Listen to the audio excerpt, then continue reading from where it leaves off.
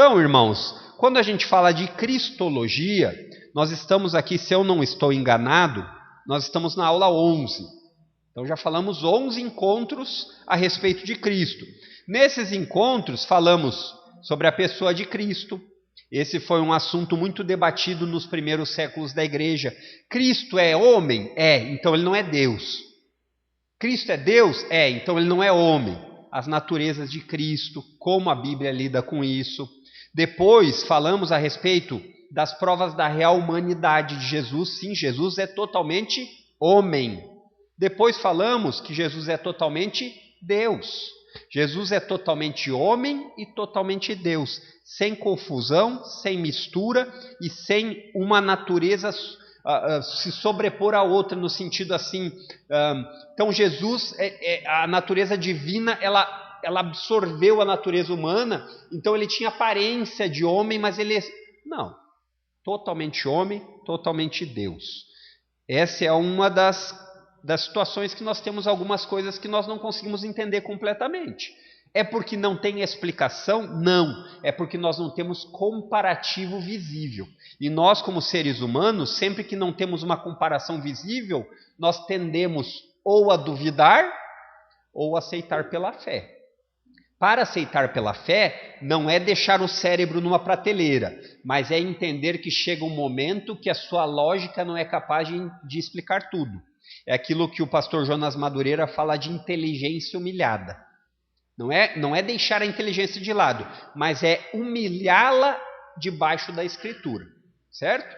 Então, depois falamos também da pré-existência de Cristo. Então, Cristo não passou a existir, como algumas seitas ensinam. Cristo sempre existiu.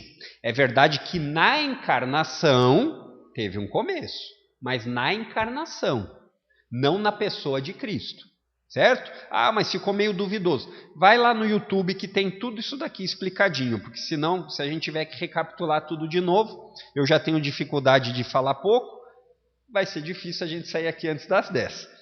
Depois falamos a respeito do caráter de Jesus, lembram? E aqui no caráter de Jesus nós entramos naquelas características que o membro deve ser parecido com o seu Senhor. Então, se você é discípulo de Cristo, você deve, no mínimo, tentar caminhar nas pisadas do seu Senhor.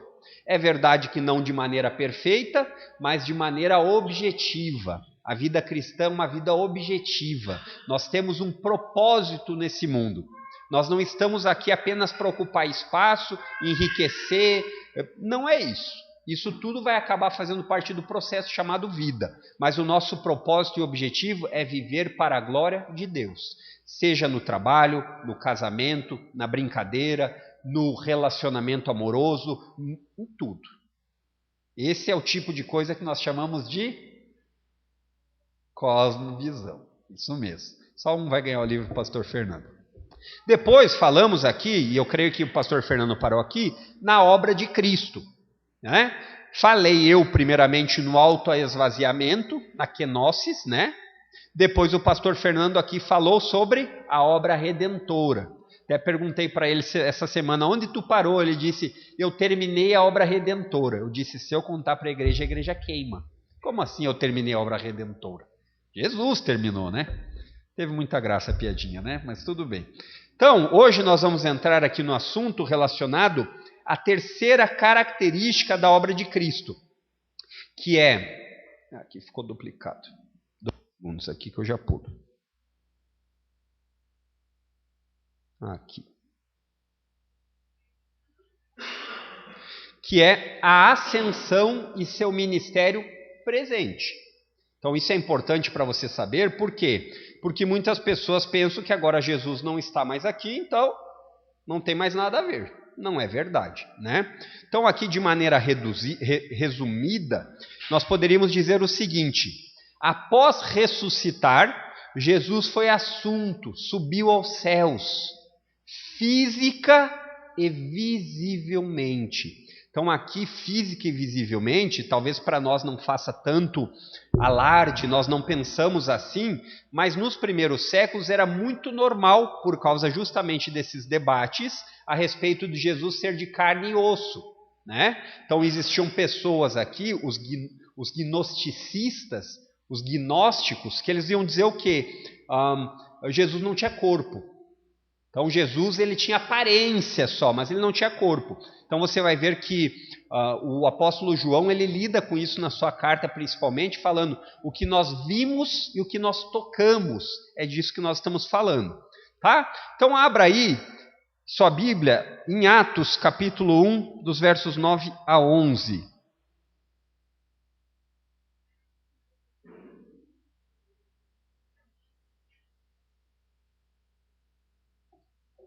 Atos capítulo 1, dos versos 9 a 11.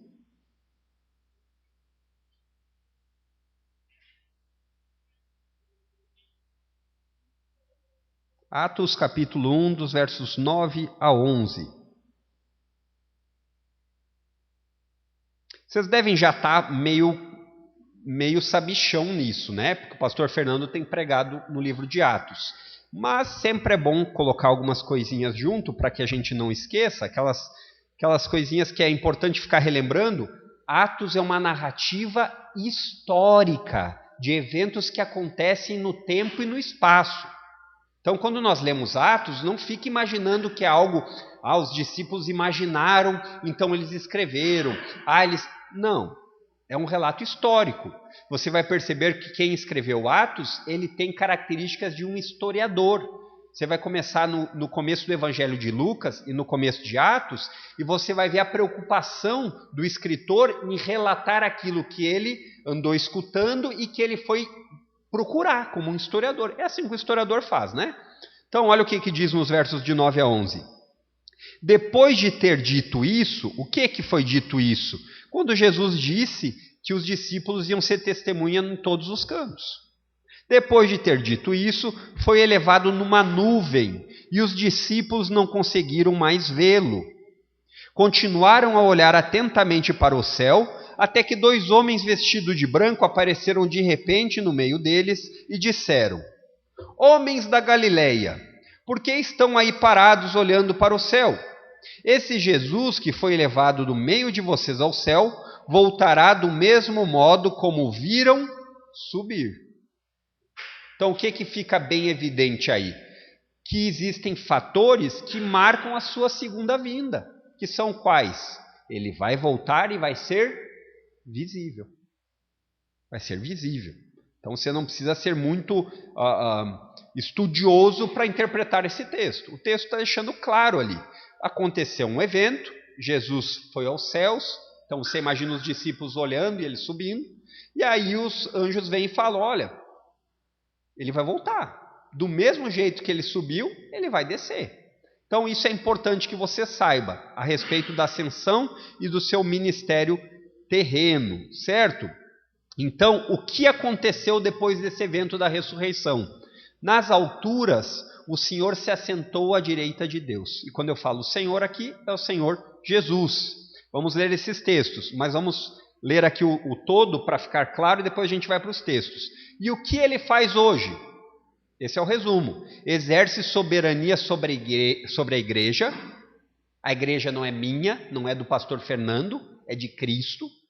Então você imagina que se Cristo é o Senhor e o marido, o esposo da igreja, imagina o que sobra para aqueles que maltratarem a esposa de Cristo.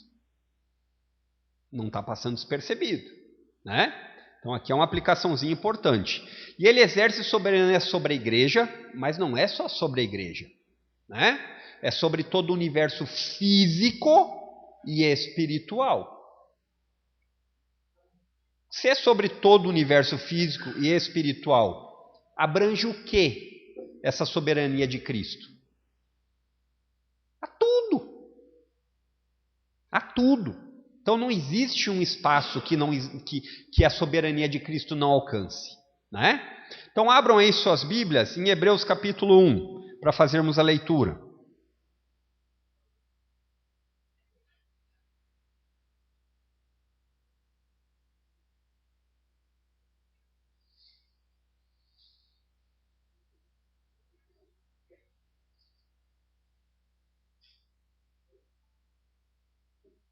Então ele diz assim, esse texto aqui, todas as vezes que eu leio, parece que é a primeira vez que eu leio, porque é um texto magnífico. Ele diz assim: o Filho irradia a glória de Deus, expressa de forma exata quem Deus é, e com sua palavra poderosa, deixa as coisas fluírem com o livre-arbítrio, deixa as coisas fluírem do jeito natural. Não é o que o texto bíblico diz. Ele diz que com a sua palavra poderosa, ele sustenta todas as coisas. E a ideia de sustentar não é só apenas colocar em curso, mas continuar mantendo esse curso das coisas. Quando você pensa em curso, logo vem na nossa mente a ideia dos planetas em órbita e tudo aquilo que acontece, né? Existe uma regra, uma lei que impera ali para que aconteça da mesma forma, a rotação e tudo mais. A ideia é que todas essas coisas, elas não escapam do controle soberano de Cristo. Então, esse é o Jesus que a Bíblia apresenta. E aí ele diz assim: depois de nos purificar de nossos pecados, objetivo pelo qual Jesus veio à Terra, salvar pecadores, sentou-se no lugar de honra à direita do Deus majestoso no céu, o que revela que o Filho é muito superior aos anjos e ao nome que ele herdou superior ao nome deles. É lógico que aqui, às vezes, fora do contexto, você fica pensando por que os anjos estão aqui, né?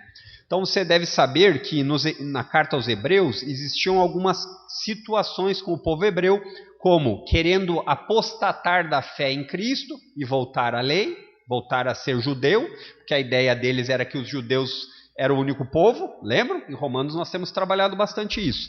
E a segunda é que existia dentro dos hebreus, dos israelitas, algumas espécies de seita cultuadores de anjos. Então é nesse contexto que o autor vai escrevendo. E quando você vê que ele fala a respeito de lugar de honra à direita do Deus, não é um lugar físico. Por quê? Porque Deus é espírito, né? Para sentar no lugar da direita de Deus. A ideia aqui de direito, do braço forte, é a ideia que é um lado de poder. Então você vai ver alguns escritores, alguns autores falando que a relação do lado direito é paraíso, é céu, lado esquerdo é inferno e tudo mais. Não acho que seja para ir tão longe com especulações, mas no contexto aqui bíblico, a ideia é num lugar de autoridade, de domínio e soberania. Então você vê que até na Bíblia o lado direito é sempre melhor que o lado esquerdo, mas tudo bem. Vamos seguir em frente, né? Abra aí agora a sua Bíblia em Colossenses capítulo 3, para nós falarmos a respeito disso, da obra de Jesus, do seu ministério.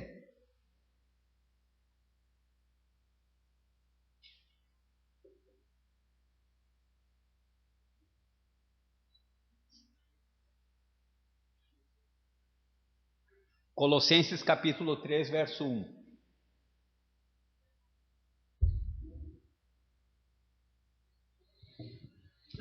Como toda carta, a carta tinha sempre uma função específica do autor, né? Isso é importante para você que vai ler a Bíblia, lembrar que tem uma intenção autoral. Por quê? Porque quando você sabe que existe uma intenção autoral, você não coloca ideias suas no texto. Entendeu? É que nem eu mandar um e-mail para o pastor Fernando falando assim: fique preparado que amanhã às 4 vai ser o dia. Aí você diz assim: vamos brigar. Não, eu tinha convidado ele para tomar um café. Então, se não souber o que o autor escreveu, fica suposição e muita chance de erro, né? Então, aqui, quando a gente lê Colossenses, Paulo está falando de instruções de uma vida cristã. O crente, aquele que foi resgatado, aquele que saiu do estado de trevas e inimizade diante de Deus, ele vira uma nova criatura. O Espírito que habita nele agora é o Espírito Santo de Deus. Sendo assim, ele diz aqui no capítulo 3, ele diz assim: uma vez que vocês ressuscitaram para uma nova vida com Cristo, mantenham os olhos fixos nas realidades do alto, onde Cristo está sentado no lugar de honra à direita de Deus. Aqui o texto deixa ainda mais claro qual é a ideia de estar à direita de Deus, e deixa ainda mais claro como nós crentes temos que viver sem amar demais esse tempo presente. Por quê? Porque nós não fomos criados apenas para isso. Nós somos criados para uma vida eterna. Mas, de contrapartida, eu não quero lhe incentivar a ser daqueles tipos que não valoriza a vida. Valorize muito a vida, mas tenha sempre a consciência de que você vive pelas coisas do alto, por aquilo que tem valor eterno, por aquilo que não pode se corromper, né? E aqui os exemplos que Jesus dá da traça corroendo roupa, coisas sendo roubadas e destruídas. As coisas do céu, os tesouros eternos dos que são salvos, é uma herança incorruptível. Em Cristo, por pior dificuldade que você enfrente nesse tempo presente, você é mais que vencedor. É claro que é mais fácil falar quando tudo está bem, mas por isso mesmo é que nós temos que aprender para quando o dia ruim vier, você estar firme na rocha. Essa é a ideia. Depois, aqui, falamos então, aqui é o resumo disso, falamos que ele exerce soberania sobre a igreja e sobre todo o universo físico e espiritual. Abra aí sua Bíblia em Efésios, capítulo 1.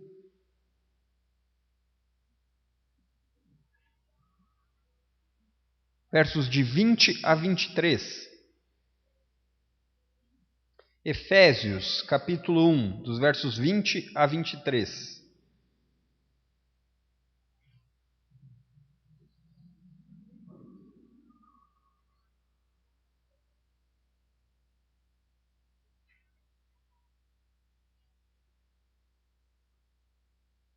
Eu acho interessante porque dentro do contexto você vê que Paulo está falando a respeito de várias coisas que ele ora antecedendo a isso, dessa convicção do controle de Jesus sobre a igreja e sobre as coisas físicas e espirituais. E aí ele diz no verso 18 e 19, ele diz assim, olha o tipo de oração do apóstolo Paulo, não é que não tem espaço para pedirmos por coisas diárias e corriqueiras. Eu oro diariamente por isso, pelo trabalho, não há problema nisso. Mas olha como o apóstolo Paulo, ele amplia a ideia do que deveria ser a nossa oração até pelas coisas corriqueiras. Ele diz assim, verso 18, oro para que seu coração seja iluminado, a fim de compreendam a esperança concedida àqueles que ele chamou e a rica e gloriosa herança que ele deu a seu povo. Entendeu? O que ele está dizendo é assim, o meu desejo na oração é que você consiga sentir o gosto, ter a convicção de que essa herança que existe em Cristo Jesus é muito melhor do que a própria vida. Esse é o raciocínio do apóstolo Paulo. E isso só é desenvolvido por ação sobrenatural do Espírito Santo, se não é impossível, mas por conhecimento. Existe uma área que o Espírito Santo não vai lhe fazer matrix. Não é de você dormir e acordar sabendo todos os versículos. Isso não vai acontecer. Você precisa aprender a conhecer por meio da Bíblia. Então, o crente que quer crescer em relacionamento com Deus, tem que crescer no tempo de leitura da Bíblia. E aí ele diz no verso 19, então a oração é essa, que vocês percebam isso, mas eu também oro para que entendam a grandeza insuperável do poder de Deus para conosco, os que cremos. E aí ele diz, olha o tipo de poder que opera em você, que crê, compreenda isso, seja impactado com isso e nunca mais ore da mesma forma. Ele diz, o poder que habita em vocês é o mesmo poder grandioso que ressuscitou Cristo dos mortos e o fez sentar-se no lugar de honra à direita de Deus nos domínios celestiais. É pouco. É pouco. Aí ele continua o texto onde a gente quer chegar. Agora, ele está muito acima de qualquer governante, autoridade, poder, líder ou qualquer outro nome, não apenas neste mundo, mas também no futuro. Aqui ele está falando de Jesus e do seu ministério. Deus submeteu todas as coisas à autoridade de Cristo e o fez cabeça de tudo. E olha o objetivo disso, para o bem da igreja. Para o bem da igreja. Então, o único problema que nós lidamos é que muitas vezes o bem da igreja não é bem o bem que nós pensamos, né? Como é que você diria que o bem da igreja é perseguição de morte? Né? Só que o ponto aqui é, tudo existe com um propósito, e no sofrimento, muitas vezes, que você vai realmente se relacionar com Deus. Porque quando está tudo bem, às vezes a gente até deixa de lado. Que Deus nos ajude a não precisar ser assim. E aí o verso 23, que é onde nós queremos chegar. E a igreja é seu corpo. Ela é preenchida e completada por Cristo, que enche consigo mesmo todas as coisas em toda parte. Então, em outras palavras, quando você lidar com a igreja verdadeira, qual é a igreja verdadeira? A igreja verdadeira é aquela que confessa Jesus como Senhor. Então, nós, como membros, como partes desse corpo, em que o cabeça é Cristo, quando nós lidarmos de forma preguiçosa, por quê?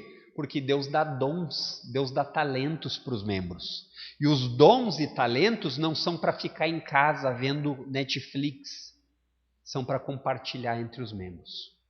Não adianta você ter dons e guardar para si próprio. O objetivo sempre de um dom é a edificação da igreja. E aqui dons nós vamos chegar lá mais para frente, mas a ideia é essa. A ideia é essa. Então, isso me faz pensar, eu não vou desvalorizar o corpo porque é o corpo de Cristo. E se Jesus é meu Senhor e eu confesso com a minha boca, o que é mais normal do que eu me dedicar para o corpo? Não existe. É uma coisa quase ilógica dizer que Jesus é meu Senhor, meu Salvador, mas não valorizar o corpo físico, a igreja. É claro que existem dimensões do corpo. Eu não estou dizendo que a nossa igreja é a única igreja. Não, o corpo é de Cristo.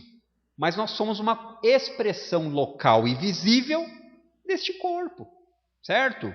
E também, aí o que nos leva ao raciocínio, é justamente isso, saber que tudo caminha de acordo com o soberano propósito de Jesus. Então não existe perseguição de igreja que não esteja sendo contada e no devido tempo será retribuído pelo Senhor da igreja. Certo? Então agora abra sua Bíblia aí, para nós falarmos ainda a respeito disso, em Filipenses capítulo 2, dos versos 9 a 11.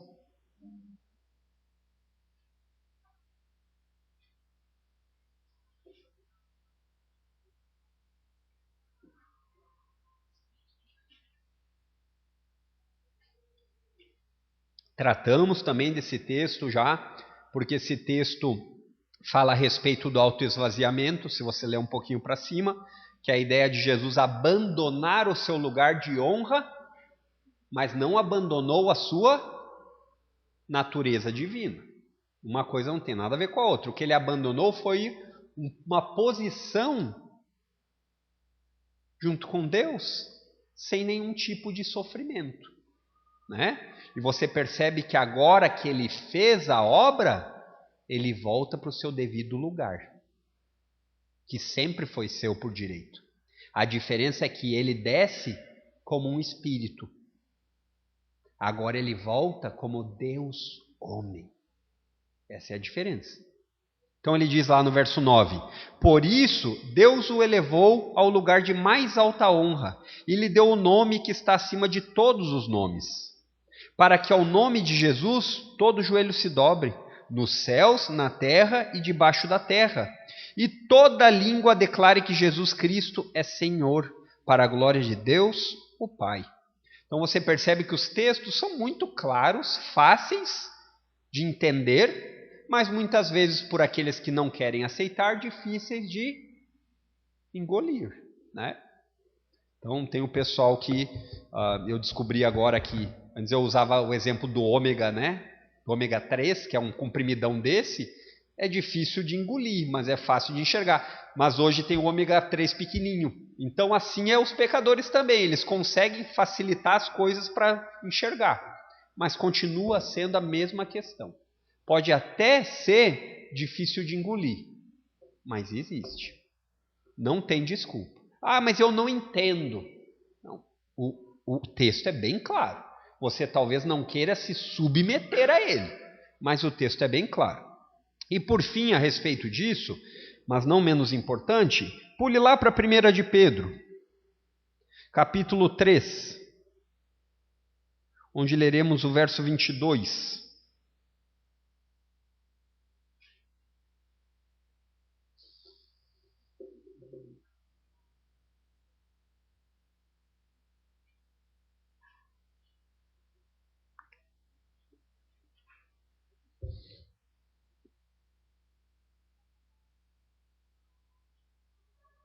Capítulo 3 de Pedro, verso 22 diz assim: Agora, Pedro terminou de falar a respeito da obra de Jesus, do que aconteceu, né? Porque Jesus veio, e depois ele vai dizer: agora Cristo foi para o céu e está sentado no lugar de honra, à direita de Deus, e todos os anjos, autoridades e poderes se sujeitam a ele. Então, queridos, a respeito da obra de Cristo, a ascensão e seu ministério presente, Jesus vive. Jesus não é um homem apenas crucificado numa cruz como lembrança, mas ele é um Deus homem que está vivo. E porque ele vive, você pode confiar que você também viverá. Por quê? Por causa de tudo isso. Ele pagou um preço pela sua vida, ele morreu por pecadores, e ele continua em sua soberania controlando todas as coisas, certo? É verdade que Jesus veio em sua primeira vinda como Cordeiro de Deus, mas na sua segunda vinda ele não virá mais como um cordeirinho, e sim como um leão. Essa é a ideia. Então, a respeito desse ponto 3, não terminamos e nem terminaremos, mas eu quero que você grave essa frase aqui de um homem que viveu alguns anos já, mas que diz exatamente a respeito disso. Ele disse o seguinte: não há 1 centímetro quadrado. Você conhece régua? Conhece, né? Então pense num centímetro. Quer diminuir para 1 milímetro? Não existe 1 centímetro quadrado em todo o domínio de nossa existência, ou seja, de tudo que existe, de tudo que foi criado, de tudo que se movimenta, de tudo que está acontecendo, de tudo que irá acontecer. E aí, se você quiser meditar, você vai longe. De todas as estrelas, de todos os planetas, de todos os seres humanos, de todos os animais. Nada sobre a qual Cristo, que é soberano sobre todos, não possa gritar: é meu. É meu. Esse é o Cristo da Bíblia. Não aceite nada menos do que isso.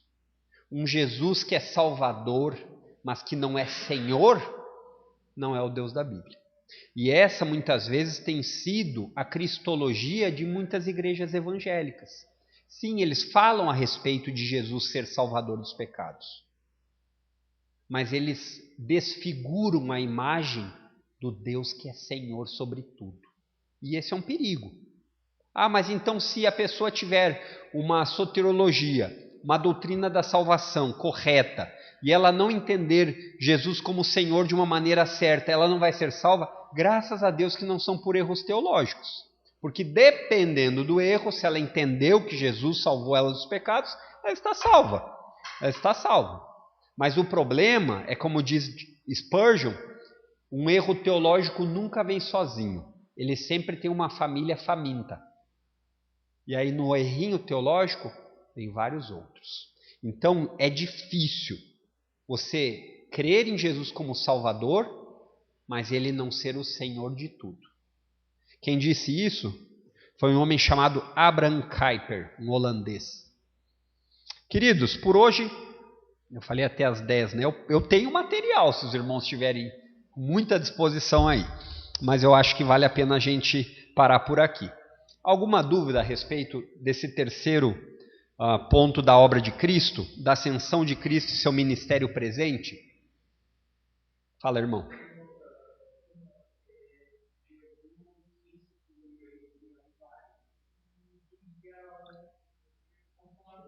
Uhum. Uhum. Viesse.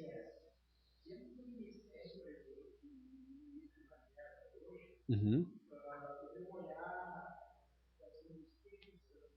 Uhum. Uhum. Uhum.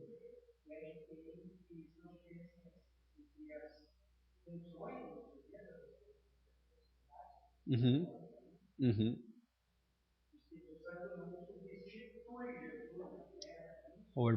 O irmão ficou anotando coisas nesse tempo que eu estava fora para me colocar numa saia justa, né? Uma ótima pergunta. É importante a gente entender que quando a gente trata da pessoa de Deus, existem muitas coisas que a gente não consegue prescrutar, ou seja, ir longe demais. A Trindade é uma delas, né? As duas naturezas de Jesus que a gente falou, é um mistério que a gente entende, a gente sabe como foi, mas a gente não consegue desenrolar nos mínimos detalhes. Então, isso que o irmão está falando é o que na teologia a gente chama de economia na Trindade, né? As funções de cada pessoa da Trindade. O que é importante saber? O que cada pessoa da Trindade teve o objetivo de fazer, né? Quem morreu por nós na cruz? Foi o Filho. Mas isso é perigoso se nós fazemos uma fatiação do Deus Trino, dizendo assim, mas isso aqui é o Espírito Santo. Então, existem coisas que a Bíblia deixa muito claro que são as funções de cada pessoa da Trindade, mas é importante lembrar que toda a ação do Espírito, ela traz glória a Deus e ao Filho. Então, no caso de Jesus, quando se fala isso, estes textos que nós estamos lendo e que lemos diz respeito ao ministério de Jesus, né? O Filho, a segunda pessoa da Trindade, mas que é manifestado muitas vezes pelo exercício do Espírito. Entendeu? Então, assim, por exemplo, hoje nós temos Cristo fisicamente? Não, mas ele enviou o Espírito. Quem convence o mundo do juízo, da justiça? Né? Mas todas essas coisas são ligadas no Filho. Sem o Filho, não tem o Pai. E, consequentemente, não tem o Espírito. Não sei se é mais ou menos isso que o irmão queria colocar. Foi quase mais um quarto ponto aqui do que uma pergunta, né? Já estava até meio explicado. Mais alguém que não tem uma pergunta tão difícil quanto o Marcelo? Não, podem me perguntar aí, pessoal. Se eu não souber, eu prometo que eu me esforço para trazer resposta na próxima. Mas, de fato, aqui, esse terceiro ponto, você tem que sempre lembrar que nós estamos numa sequência. E como um filme não pode ser visto pela metade, nós começamos lá no autoesvaziamento, na obra redentora, e daí depois disso, nós vamos falar do ministério presente, né? Porque coisas já foram feitas, aconteceram. Isso. Oremos então? Feche seus olhos mais uma vez. Pai Santo, obrigado, Deus. Obrigado porque sem a tua graça imerecida, a tua graça irresistível, nos alcançando, nos tirando de uma escuridão, de uma escravidão do pecado, nos trazendo para perto de ti, por meio do amor a Cristo e a nossa ligação ao teu Filho, nós não seríamos capazes. Nos perdoa porque tantas vezes não valorizamos como deveríamos. E mesmo assim o Senhor continua nos ajudando, continua sendo gracioso. Então nós te pedimos, aumenta em nós cada vez mais o desejo por ti. Aumenta em nós cada vez mais o desejo por comunhão na igreja, com pessoas que te amam, com pessoas que vão ter o objetivo de edificar as nossas vidas, seja nos corrigindo, seja nos incentivando ou nos dando apoio nos momentos difíceis da vida. Também nos ajuda a enxergar os nossos irmãos com compaixão, nos ajuda a enxergar os nossos irmãos e não pensar que eles não se importam com nós, mas que existem tantas realidades em cada família e que o Senhor abra os nossos olhos para isso, para que nós possamos ser mais cuidadosos uns com os outros. Mas nunca nos deixe achar que nós somos o personagem principal dessa história. Que nós possamos sempre olhar para Ti e encontrar em Jesus a verdadeira alegria. Encontrar em Jesus o verdadeiro tesouro que não pode ser encontrado em nenhum outro lugar. Esse é o nosso desejo e oração. Amém, queridos. Até domingo, se Deus quiser.